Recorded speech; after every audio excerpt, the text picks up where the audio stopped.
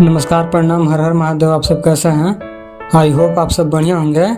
दोस्तों, आप सभी को बता दूं कि हिट म्यूजिक के साथ लाल यादव का नया गाना का पोस्टर लॉन्च हो गया है, जैसे कि आप लोग स्क्रीन पर देख सकते हैं।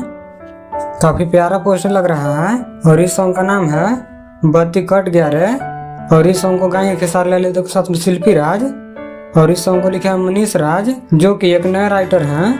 खेसारी लाल यादव को फर्स्ट सॉन्ग दे रहे हैं मनीष राज, और म्यूजिक दिए हैं आर्या शर्मा, और इस सॉन्ग का वीडियो डायरेक्टर है लकी विश्वकर्मा, और इस वीडियो में काम किया है खेसारी लाल यादव के साथ में सपना चौहान।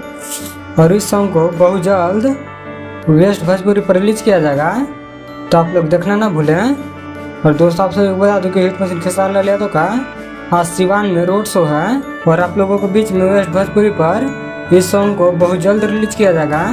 तो इस वीडियो में इतना ही। इस वीडियो के बारे में क्या कहना चाहिए कमेंट करके जरूर बताएं, और मेरे चैनल पर नया हो तो चैनल को सब्सक्राइब कर लें, ताकि ऐसे हिट मशीन खेसारी लाल यादव से जुड़ी सारी छोटी बड़ी खबरें सबसे पहले देखने के लिए मिले।